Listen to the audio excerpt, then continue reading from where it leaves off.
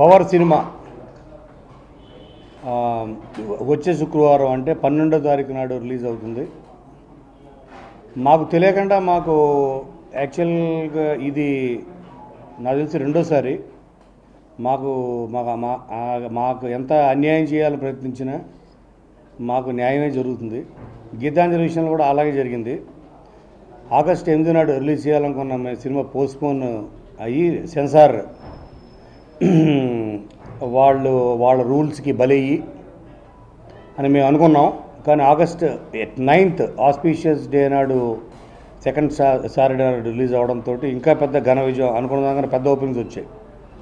దానికి పరోక్షంగా వాళ్ళకి థ్యాంక్స్ చెప్పాం కూడా ఆల్రెడీ మేము. అలాగే పవర్ సినిమా మళ్ళీ ఏదో పనికిరాని రూల్స్ అన్నీ చెప్పి వాళ్ళ పనికిరాని శాడిజాలతోటి మళ్ళీ సినిమాని వాళ్ళ 12కి పంపించినా అది మాకేం మేలైంది. ఎందుకంటే 5th కన్నా ఇప్పుడు అట్లీస్ట్ ఒక 25% మోర్ నెంబర్ ఆఫ్ థియేటర్స్లో ఇప్పుడు సినిమా రిలీజ్ 5th చేసి ఉంటే ఎన్ని సెంటర్స్లో ఎన్ని థియేటర్స్లో రిలీజ్ అవుతుందో దానికి మరిన్ని ఎక్కువ సెంటర్స్ థియేటర్స్ మేము రిలీజ్ చేసుకోవడానికి, అలాగే పబ్లిసిటీని మరింత ఎక్కువ మేము పెంచుకోవడానికి అవకాశం వచ్చింది మాకు. బాబీ తన ఫస్ట్ వెంచర్. బాబీ నాకు గత 5 yearsగా మేము కలిసి ట్రావెల్ అయ్యాం. As an assistant, as an associate, ఒక colleague, everything, and as a family member, everything. తోటి బాబీతో నాకు చాలా లాంగ్ ట్రావెల్.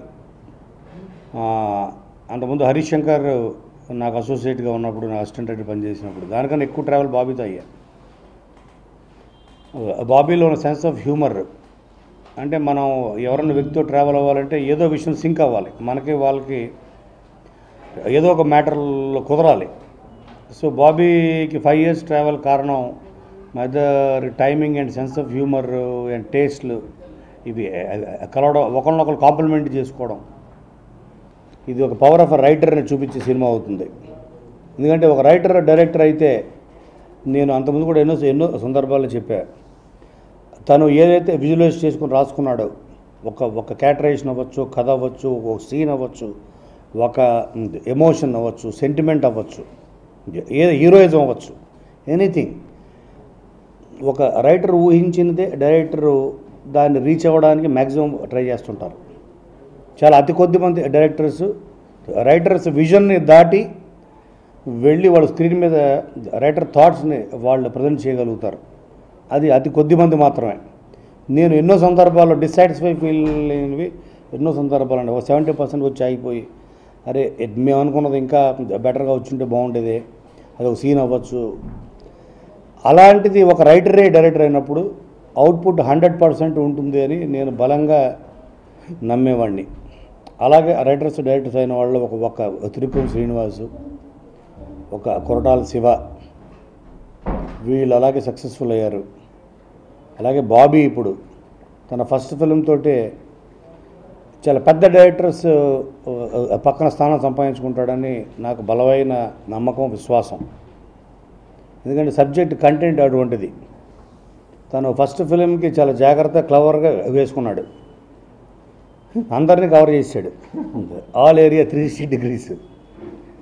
సో ఏ హీరో చూసినా కూడా ఇది నేను చేసినా బాగుంటుంది అనుకునే ఎంత పెద్ద హీరో గారు, పవన్ కళ్యాణ్ దగ్గర నుంచి ఏ హీరో చూసినా కూడా ఈ డైరెక్టర్తో నేను పని చేయాలి నెక్స్ట్ ఫిలిం, అది మహేష్ బాబు అవ్వచ్చు, ఎన్టీఆర్ అవ్వచ్చు, పవన్ కళ్యాణ్ అవ్వచ్చు, ఎనీ హీరో ఈ సినిమా చూసిన తర్వాత నెక్స్ట్ ఫిల్మ్ బాబీతో చేయాలి అనుకునే విధంగా ఉంటుంది సినిమా.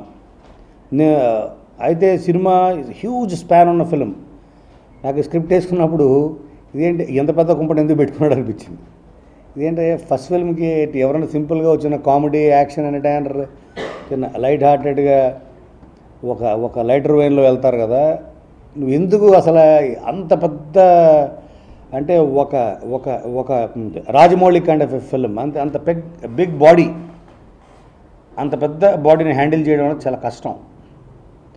సో దీంట్లో number of variations, number of characters చాలా ఉంటాయి ఇందులో. మీకు రేపొద్దున చూస్తే మీకు అర్థమవుతుంది. అంటే వెరీ బిగ్ హ్యూజ్ ఫిల్మ్ ఇది. నాకు తెలిసి ఈ మధ్యకాలంలో వచ్చిన అన్ని ఫిల్మ్స్ కన్నా చాలా పెద్ద సినిమా. అంటే పెద్ద సినిమా అంటే లెంత్ వైజ్ కాదు నా ఉద్దేశం, స్పాన్, అంత స్పాన్, అంత అంత అంత వేరియేషన్స్ ఉన్న సినిమా. అలా ఈ పవర్ అనే సినిమా పవర్ ఆఫ్ రైటర్స్ అంటే ఇంక్లూడింగ్ మీ, అలాగే పవర్ ఆఫ్ హీరో అంటే ఒక ఎంటర్టైనింగ్తో పాటు నాకు తెలిసి చాలా కొద్దిమంది హీరోలు అంటే తన కామెడీ, తన హ్యూమర్ ఎంత బాగా పండించగలరు రవితేజ, తన యాక్షన్ అండ్ సెంటిమెంట్ కూడా చాలా బాగా పండించగలరు. యాక్చువల్ చెప్పాలంటే తను ఎమోషన్ అంటే అందరూ చాలా న్యాచురల్ పెర్ఫార్మెన్స్ ఉంటుందని చెప్తారు. Especially when it comes to humour, comedy చేసే విషయంలో రవితేజ చాలా న్యాచురల్ మోడ్యులేషన్స్ కానీ టైమింగ్స్ కానీ బాగుంటుంది అంటారు. కానీ అంతకన్నా నాకు అనిపించే సెంటిమెంటల్ సీన్స్లో హీఈస్ మోర్ న్యాచురల్. తను ఫీల్ అవుతుంటే చూసే కొన్ని కోట్ల మంది కళ్ళ కూడా నీళ్ళు వస్తాయి. అంత జెన్యూన్గా తను పెర్ఫార్మెన్స్ చేయగలడు. ఆటోగ్రాఫ్ లాంటి సినిమాలో నాకు ఒక్క సీను చాలుతాను. సో అటువంటి అన్ని వేరియేషన్స్ ఈ సినిమా టోటల్గా చెప్పాలంటే one man show, the power of Raviteja చూపించే సినిమా అవుతుంది. ఇంకా బలుపు తర్వాత వస్తున్న సినిమా కాబట్టి మేము కలిసి పనిచేసిన ఆ బలుపుని పక్కన పెట్టి చేసాం ఈ సినిమా అందరం, ఇంక్లూడింగ్ రవితేజ. బలుపు వచ్చింది కదా అన్న బలుపుతో చేయలేదు. అటు బాబీనే కలిసి కథ ఇచ్చాం ఆ సినిమాకి. అలాగే ఇంత పెద్ద సక్సెస్ తర్వాత మా మీద ఉన్న బాధ్యత మాకు తెలుసు. సో బలుపు తర్వాత బలుపుని పక్కన పెట్టి చేసిన సినిమా పవర్. అలాగే పవర్ ఆఫ్ ప్రొడ్యూసర్ కూడా చెప్పే సినిమా. ఎందుకంటే రాక్ల వెంకటేష్ గారికి తెలుగులో ఇది స్ట్రైట్ ఫిలింలో ఫస్ట్ ఫిలిం. ఆయన వెరీ హ్యూజ్ మెగా ప్రొడ్యూసర్ కర్ణాటకలో. మీకు ఆల్రెడీ తెలుసు, ఆల్రెడీ లింగా అని ఆయన సినిమా కూడా జరుగుతుంది, రజనీకాంత్ గారి హీరోగా. ఆయనకి ఫస్ట్ ఎంట్రీ ఇప్పుడు కూడా శుభారంభం అవ్వాలని మన తెలుగు ప్రేక్షకులు ఇటువంటి కొత్త నిర్మాతల్ని వాళ్ళు ఆదరించాలి, వాళ్ళని ఎంకరేజ్ చేయాలి. దానికి అన్నిటికన్నా ముఖ్యమైన సినిమా బాగుంటే అన్నీ బాగుంటాయి. సో అటువంటి సినిమా అవుతుంది ఇది పవర్. ఆయనకి పర్మనెంట్గా ప్రొడ్యూసర్గా ఆయనకు ఒక స్థానం కల్పిస్తుంది, డైరెక్టర్గా బాబీకి ఒక స్థానం కల్పిస్తుంది. అలాగే రవితేజ్ తర్వాత బలుపు తనకు పెద్ద రిలీఫ్ అయితే ఇది ఇంకొక మెట్టు పైకి తీసుకెళ్లే సినిమా అవుతుంది బలుపు తర్వాత తనకి. సో ఆడియన్స్ అందరూ రేపు 12th నాడు ఇందులో చేసిన హన్సిక అలాగే రెజినా 2 డిఫరెంట్ క్యారెక్టరైజేషన్స్. ప్రతి క్యారెక్టరైజేషను చాలా డీటెయిల్గా చేసుకున్నాడు బాబీ. తను నాతో పనిచేసినప్పుడు ఎప్పుడు ఎంత డీటెయిలింగ్ చేయలేదు. నాకు అర్థమైంది, దాచిపెట్టుకున్నాడు అనమాట ఫస్ట్ సినిమా. కానీ అర్థమైంది తర్వాత చూసిన తర్వాత. ప్రతి క్యారెక్టర్ ఇందులో మీకు ఎవరు జూనియర్ ఆర్టిస్టులు అంటే కనపడరు. జూనియర్ ఆర్టిస్ట్ కూడా క్యారెక్టర్లో అనిపిస్తారు. ఒక సీన్ ఒక డైలాగ్ వచ్చిన అతను కూడా ఏదో ఒక మోడ్యులేషనో ఒక పెక్యులర్ క్యారెక్టరైజేషన్ ఉంటుంది. అలాగే సప్తగిరిది చాలా హైలైట్ క్యారెక్టర్ అవుతుంది. అలాగే మా ఫిలిమ్స్లో ఇంత ముందు వచ్చిన బలుపు సినిమాలో వచ్చిన బ్రహ్మానందం గారి క్యారెక్టర్ క్రేజీ మోహన్ చాలా చాలా పాపులర్ అయింది. అలాగే ఈ మధ్యన నేను చేసిన గీతాంజలిలో కూడా సైకాట్రిస్ట్ సైతాన్ రాజ్. వాటిని మించి ఇందులో క్యారెక్టర్ ఆణిముత్యం, ఆ క్యారెక్టర్ పేరు ఆణిముత్యం. ఆ క్యారెక్టర్ కూడా హైలైట్ అవుతుంది. అలాగే సప్తగిరి క్యారెక్టర్ చాలా హైలైట్ అవుతుంది. ఎవరు టచ్ చేయని ఒక కాప్ క్యారెక్టర్లో ఒక ఎలిమెంట్ ఇందులో టచ్ చేయడం జరిగింది. ఎవరు టచ్ చేయండి, ఇన్ని వందల వేల క్యారెక్టర్లు వచ్చినా 100 మంది ఆర్టిస్టులు చేసిన పవర్లో రవితేజ చేసే పోలీస్ క్యారెక్టర్లో చిన్న డిఫరెన్స్ ఉంటుంది. ఆ డిఫరెన్సే సినిమాకి సోల్. అది చూసినారు మీరు అర్థం. అంటే అదే ఇప్పుడు విక్రమార్కుడు కానీ లేకపోతే మీకు కంపారిజన్లో వచ్చే ఏ సినిమాలు కానీ పోలీస్ ఆఫీసర్ పాత్రలు, ఎస్పెషల్లీ రవి చేసింది విక్రమార్కుడే కెరీర్లోనే హైయెస్ట్ అతనికి పేరు తీసుకొచ్చిన సినిమా. పవర్ 5th అనుకున్నది 12th వస్తున్నాం. చిన్న సెన్సార్ ఇష్యూ వల్ల మాకు 1 వీక్ అడ్వాంటేజ్ దొరికింది. పబ్లిసిటీ పరంగా మిగతా చిన్న పాలిష్ చేయడానికి కూడా మాకు మంచి వాల్యుబుల్ టైం దొరికింది. అందరూ సినిమా బాగా వచ్చింది, బాగా చేసామంటున్నారు, చాలా ఆనందంగా ఉంది. కాకపోతే మెయిన్గా నేను అన్ని ఇంట్రెస్ట్లో చెప్తున్నానండి, ఫస్ట్ టైం డైరెక్టర్కి ఓ మంచి టీం కావాలి. నాకు అలానే చాలా సాలిడ్ టీం నాతో పాటు వర్క్ చేశారు. ఇందాక కోన గారు చెప్పినట్టు నేను ఫస్ట్ కట్ చేసినప్పుడు కోన గారు చెప్పంగానే చాలా పెద్ద కథ అవి, ఫస్ట్ సినిమాకి లైటర్ వెనుక వెళ్తే కరెక్ట్ కదా, ఇంత పెద్ద కథ అవసరం అన్నారు.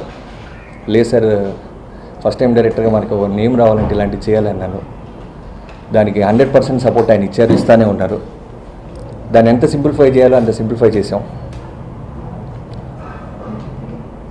అలానే మంచి టెక్నీషియన్స్, కెమెరామెన్స్ విషయంలో కానీ ఆర్థర్ విల్సన్ గారు, జెనన్ విన్సెంట్ గారు, అలానే మనోజ్ పరవంశ, చాలా పెద్ద కెమెరామెన్స్ దొరకటం అనేది అదృష్టం.